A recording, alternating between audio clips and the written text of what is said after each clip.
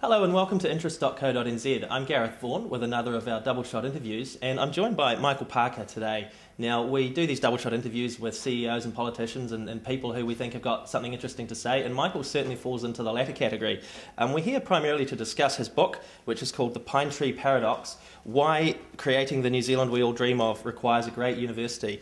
Michael is an expatriate New Zealander who is an equity analyst in Hong Kong at the moment.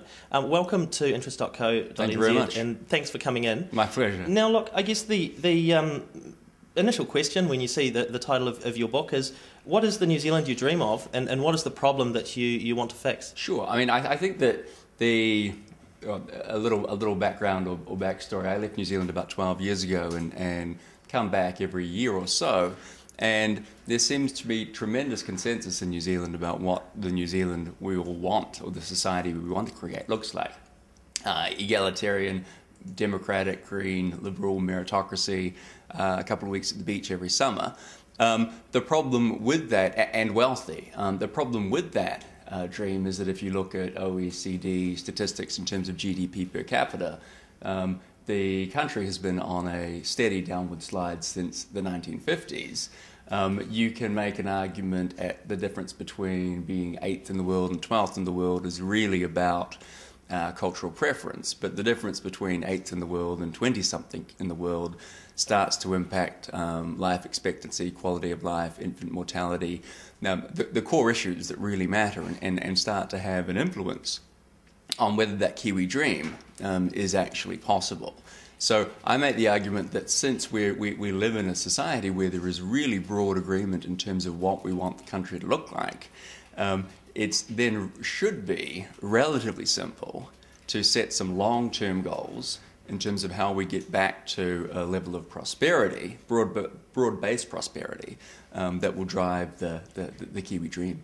Now, one of the areas that you go into in a bit of detail in your book is agriculture. Now, obviously, right. New Zealand, when it became a British dominion, I guess, was set up as a farm for Britain. These days, we're sort of touted as a farm for China with the burgeoning middle class up there. Right. Now, you talk about in your book, growing food for the world isn't going to make us rich. What's our main problem with that? How come that's not going to work? The argument I make about agriculture, and there's a variety of arguments you can make, the one that I think resonates the most is that, it was the title of the book, The Pine Tree Paradox. New Zealand grows pine trees, or you can grow a pine tree in New Zealand 7 times faster than anywhere else in the world. And that feels like the kind of competitive advantage that should make us rich. It should make us the Saudi Arabia of timber. Instead, what happens is that if you're a forestry company in Canada or the United States or Scandinavia or Russia even, and you're facing this disadvantage in terms of growth rates, you simply plant more trees. And so if you're a Canadian forestry company, you plant 7 times the trees, and all of a sudden our competitive advantage goes to 0. And as a result, the margins that we can derive from forestry similarly become very, very thin. And I make the argument that it is this exact same thing with kiwi fruit, with peaches, with apples, with crayfish, with wine, with ostrich, with goats, with all of the with lamb, with all of the agricultural products that we've talked about over the last, well, ever since I can remember, and I'm 40. New Zealand has consistently talked about this is the product that will make the country wealthier, and it has consistently failed to deliver. And the idea that premium marketing or premium positioning is going to change that has also, in my view, been shown to be false.